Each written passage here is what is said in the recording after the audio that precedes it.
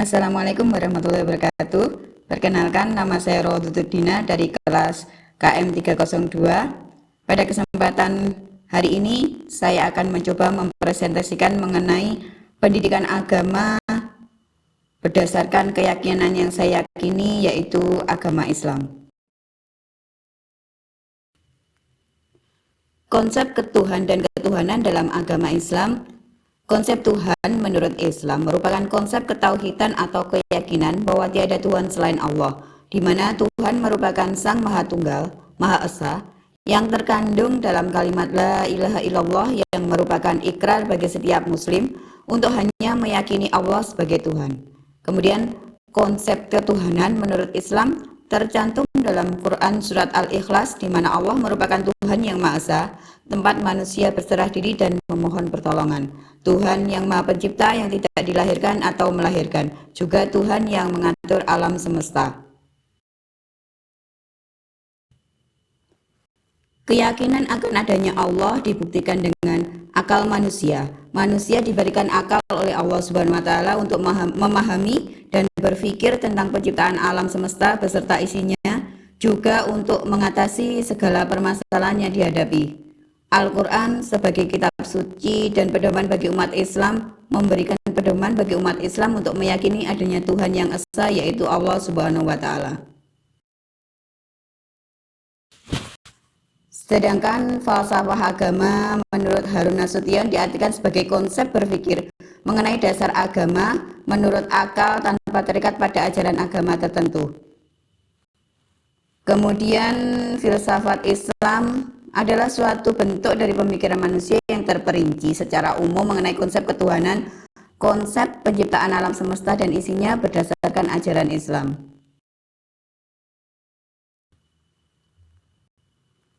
Fungsi dari agama. Fungsi agama yang pertama adalah sebagai sumber moral. Agama merupakan petunjuk dalam mencari kebenaran. Kemudian yang kedua, sumber informasi tentang hakikat segala yang ada di alam semesta atau metafisika.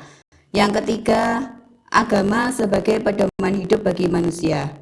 Kemudian fungsi agama yang lain yaitu sebagai tuntunan mengenai benar dan salah, mengatur hubungan manusia dengan Tuhan, manusia lainnya juga dengan makhluk hidup lainnya.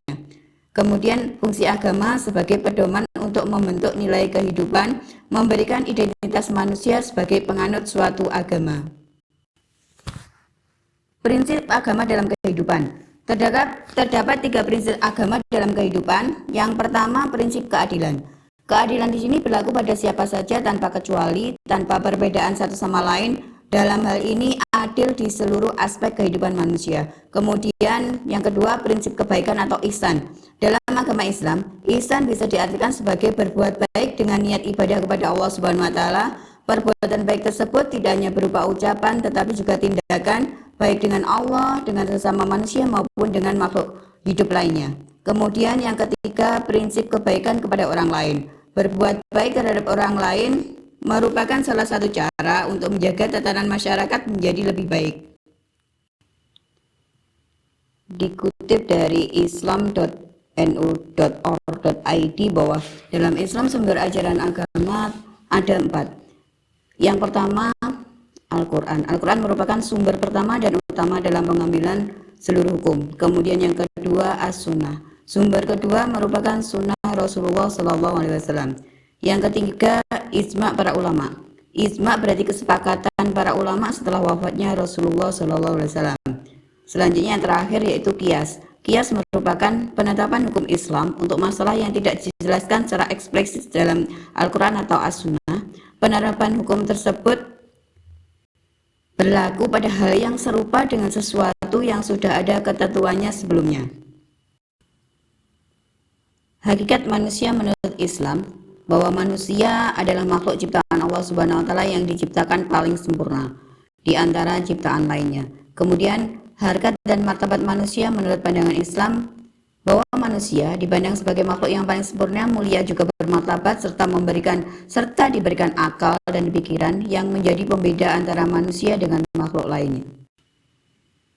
Tanggung jawab manusia dalam Islam. Manusia sebagai makhluk yang diciptakan Allah, sebagai makhluk yang paling sempurna, mempunyai tugas yang pertama yaitu sebagai Abdullah, hamba Allah.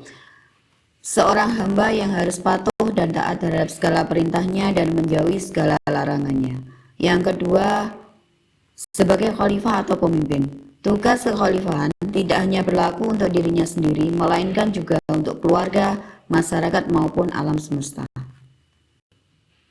Dalam pandangan Islam, hubungan kemanusiaan seperti saudara, tidak hanya saudara sedarah, saudara seiman, ataupun saudara sebangsa dan setanah air, melainkan saudara sesama manusia. Dalam kehidupannya, manusia harus saling tolong-menolong tanpa membedakan ras, agama, suku, ataupun lainnya.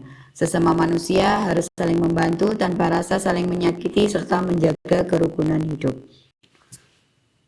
Kerukunan umat beragama berkaitan erat dengan toleransi antar umat beragama. Apa itu toleransi? Toleransi adalah sikap seseorang dalam menerima perbedaan, baik perbedaan kepercayaan, pendapat, kebiasaan, atau yang lainnya. Dalam bukunya yang berjudul Toleration and the Limit of Liberalism, Susan Mendes membagi toleransi menjadi dua.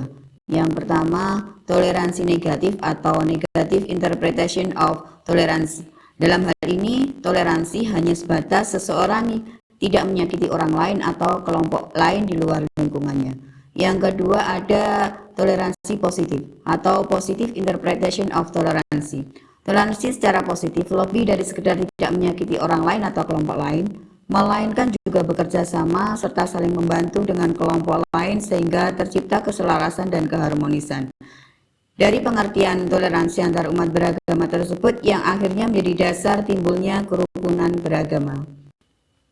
Jadi, kerukunan antar umat beragama berarti sebuah kondisi hubungan antara umat beragama yang saling pengertian, saling menghargai dan menghormati dalam mengamalkan ajaran agama sesuai dengan keyakinannya masing-masing dilandasi dengan semangat toleransi. Peran pemerintah dalam menjaga kerukunan umat beragama. Untuk menjaga kerukunan umat beragama, pemerintah menelurkan konsep Tri Kerukunan Umat Beragama atau KUB. Tri Kerukunan Umat Beragama merupakan sebuah konsep tentang kesatuan dan persatuan umat beragama untuk mencegah terjadinya konflik keagamaan yang dibagi menjadi tiga hal, yaitu yang pertama kerukunan internal umat beragama. Kerukunan internal umat beragama adalah bentuk kerukunan sesama pemeluk suatu agama. Kemudian yang kedua ada kerukunan antar umat beragama. Indonesia mengakui adanya 6 agama. Setiap agama memiliki pedoman hari raya, tata cara peribadahan yang berbeda. Untuk itu, setiap pemeluk agama harus menghormati dan menghargai pemeluk agama lain yang berbeda dengan agama yang dianutnya. Kemudian yang ketiga ada kerukunan antar umat beragama dengan pemerintah. Pengakuan dan dukungan pemerintah atas keberlangsungan agama-agama yang ada di Indonesia dibuktikan dengan didirikannya Kementerian Agama. Selain itu, kebebasan dalam memeluk dan menjalankan agama sesuai keyakinan juga dijamin oleh pemerintah seperti yang tertuang dalam Undang-Undang Dasar 1945 Pasal 29 Ayat 2.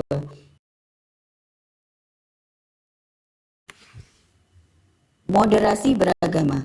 Moderasi beragama merupakan sikap atau tindakan yang lebih menitik beratkan pada keseimbangan dalam beragama, yaitu dengan mengakui serta menghormati individu ataupun kelompok lain yang berbeda pemahaman atau keyakinan.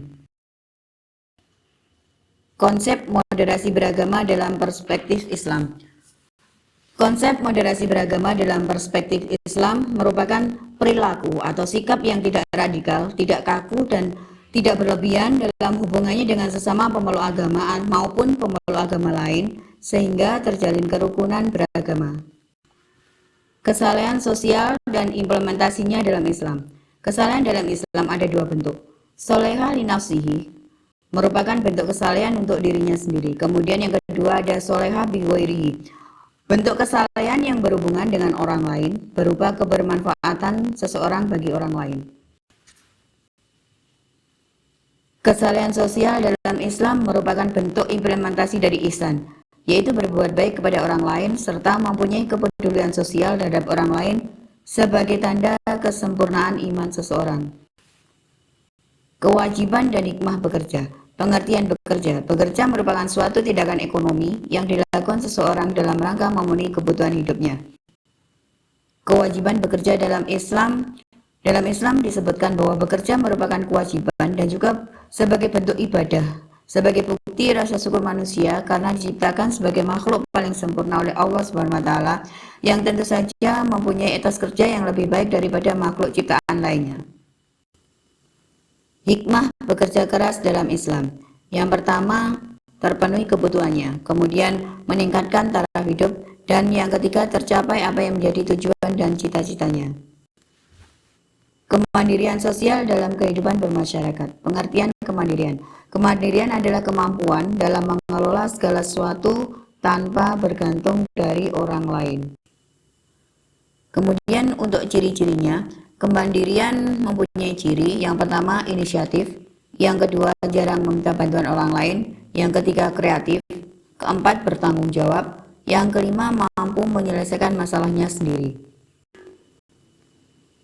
Aspek-aspek kemandirian: tanggung jawab, otonomi, inisiatif, dan kontrol diri. Kemudian jenis kemandirian. Yang pertama ada kemandirian emosional. Emosional autonomi merupakan kemampuan dalam mengontrol emosi seseorang. Yang kedua, kemandirian tingkah laku atau behavioral autonomi, di mana seseorang mengetahui tanggung jawab atas tindakan yang dilakukannya. Kemudian yang ketiga ada kemandirian nilai atau value autonomy, berkaitan dengan prinsip benar dan salah. Bentuk-bentuk kemandirian, ada kemandirian emosi, kemandirian ekonomi, kemandirian intelektual, dan kemandirian sosial. Kemandirian sosial merupakan kemampuan dalam beradaptasi dan berinteraksi dengan orang lain tanpa tergantung dari inisiatif orang lain. Demikian tadi presentasi dari saya.